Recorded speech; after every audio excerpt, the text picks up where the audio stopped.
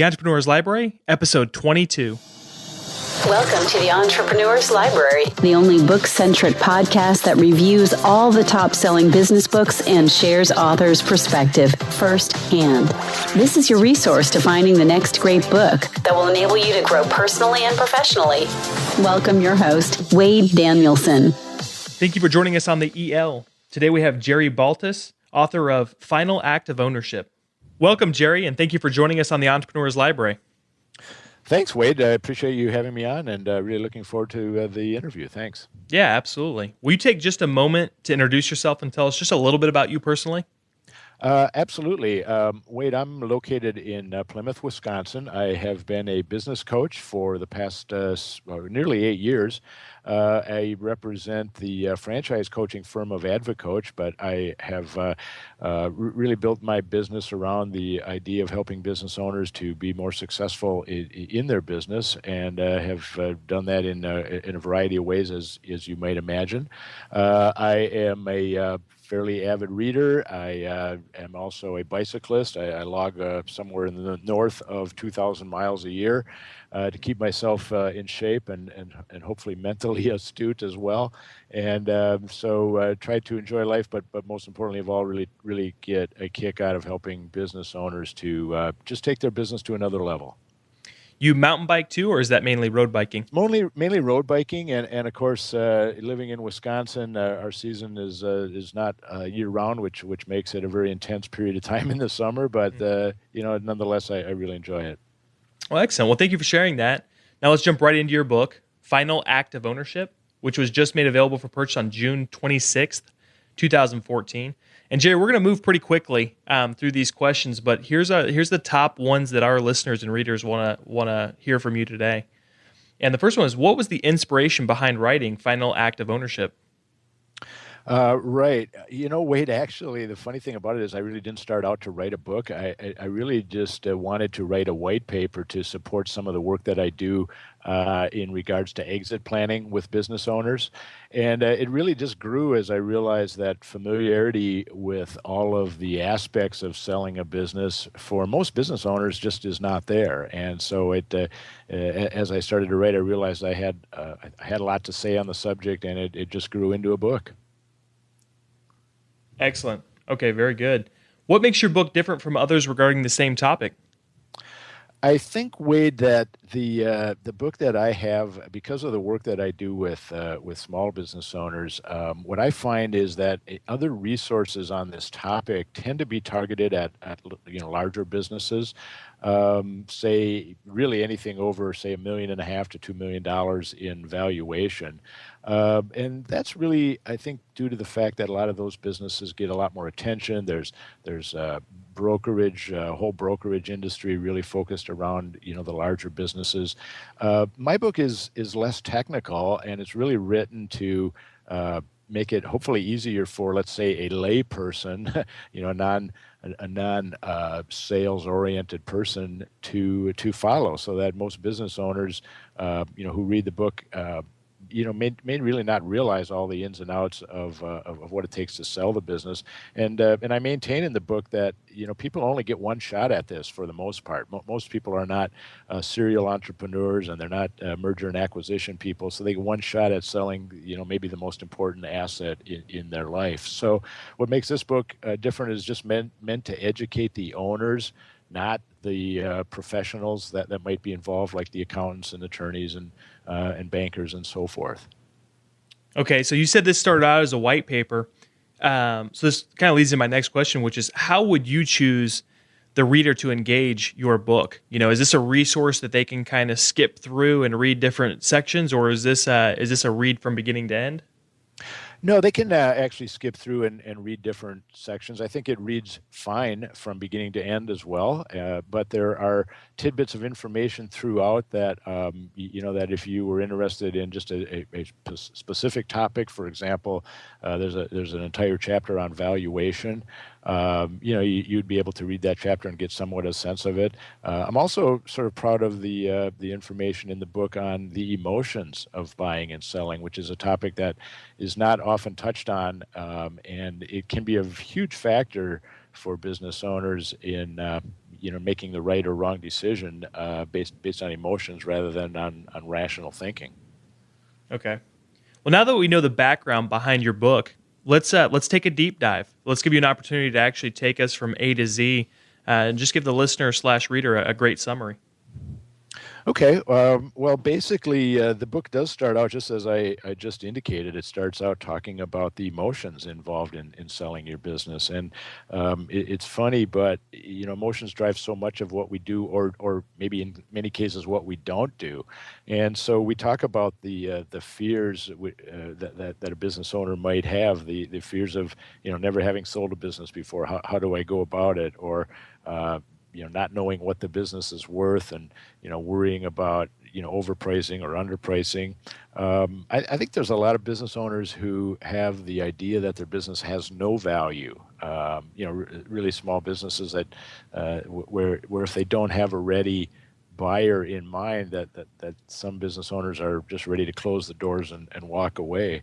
And there's sometimes a lack of trust among small business owners about some of the professionals that could really help. So we really deal with those emotions. We deal with the idea of the culture that the owner wants to maintain with the business, so that a new buyer would be able to carry on the legacy that the owner has created, and that's an emotional issue as well. The second chapter really talks about the various types of buyers that you might look for, and why certain types of buyers would be attracted to certain businesses, and how the type of buyer might impact the actual valuation of the business, or let's say the price that they would be willing to pay. I think that's very, very important for business owners to think about. It doesn't always mean that you need to sell your business to someone just like yourself, and so we discuss that. Chapter 3 talks about valuation, actually 3 and 4, but we divide it up because we really like to talk about the numbers. What is this business worth on paper? And I really like to stress that, valuation is only sort of skin deep. It's important to know, but it doesn't necessarily determine the price. The price is always determined by what the buyer is willing to pay and what the seller is willing to sell the business for. So it's often a negotiated price, but valuation is really helpful in terms of educating both the buyer and the seller in terms of, where are we at roughly, where is this business valued, and why? And I think it's that education that's really important. Chapter 4 takes a different view of valuation, and it's really based on a gentleman that I've come to know named John Warrilow, who wrote a book called Built to Sell, which your listeners might also be interested in. John really did a great job talking about the sort of non-numerical factors that make up valuation, and he created a tool called the Sellability Score, which I find tremendously useful in educating business owners about things that impact value that really don't have much to do with the pure numbers. So we talk about the level of customer satisfaction that a business has, or we talk about the type of uniqueness that the business has in its market, and the growth potential. And one of my favorites, something that we call hub and spoke, meaning that how critical is the current owner to the things that happen in the business. If that owner walks away from the business, can it continue on without him or her driving the business? So that idea that the owner sometimes in small business becomes the hub of the business and all the spokes revolve around them alone can be a very dangerous and value reducing aspect of their business. And then we talk in chapter 5 about preparation for sale. What are the things that we want to look at? For example, one of the interesting aspects is the idea of doing a strategic plan as you prepare your business for sale.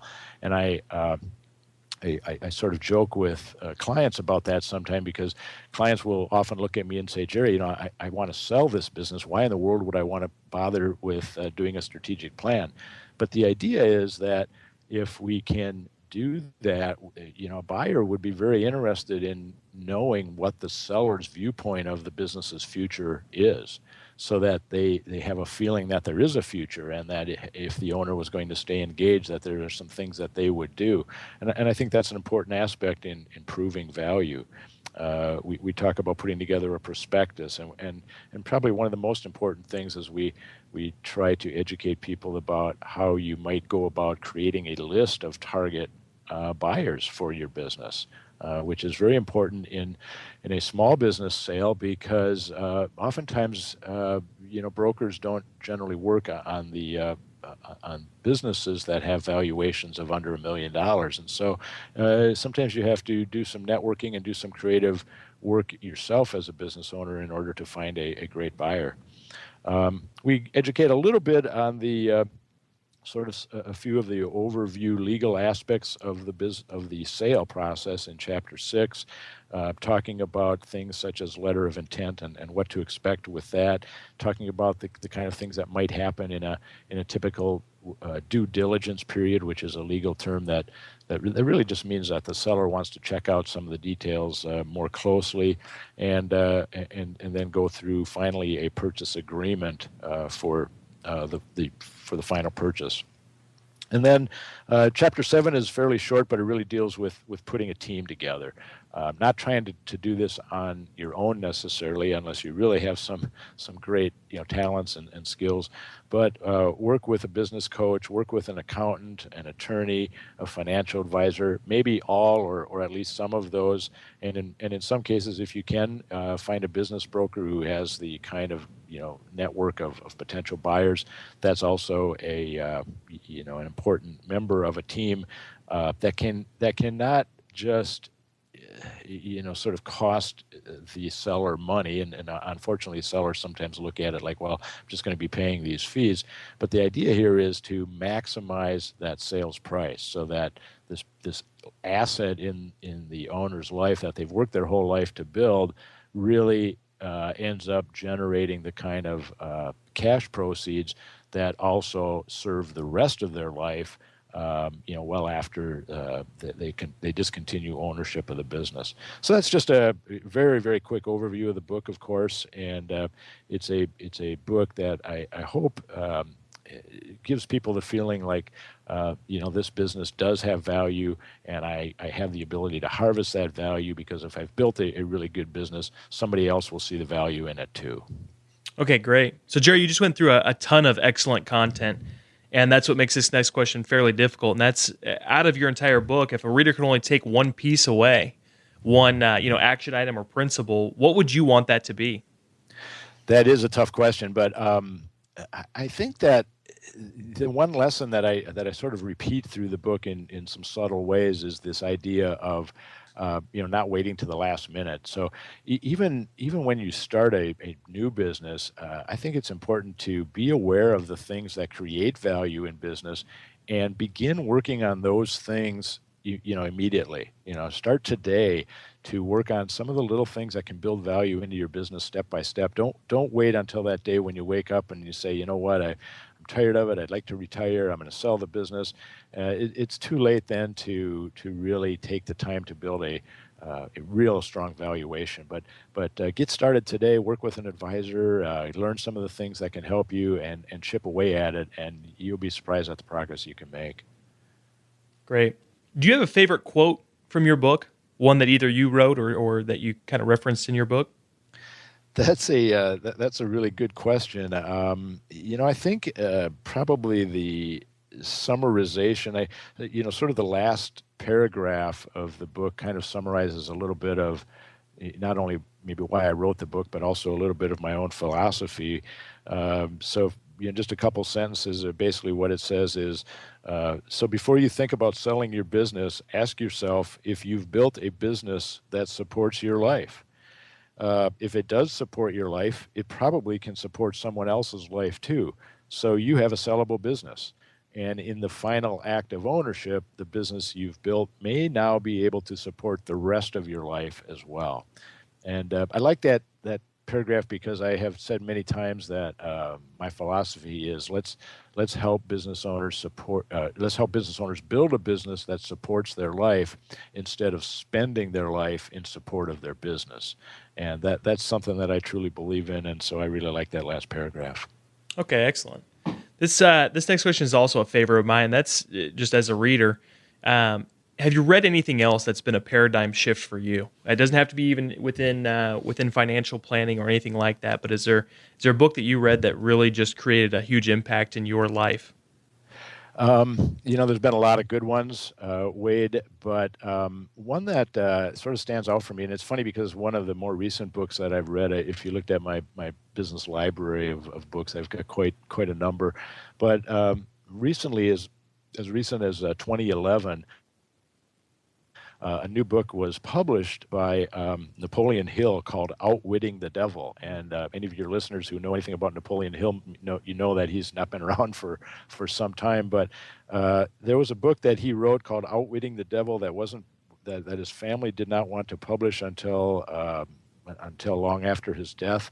I found this book kind of amazing in terms of his ability to sort of look ahead and forecast the way things might be. But I think the biggest takeaway from the book is a concept of the importance of habits in our life and how we can use habits for our good and use habits for our ill. And it is very thought-provoking in terms of how we can break habits, and that's something that I run into as a business coach. It's difficult. You have to force people to be uncomfortable sometimes in order to change the course of their business or their life. And it's those habits that they've built in that they just are so reluctant to change.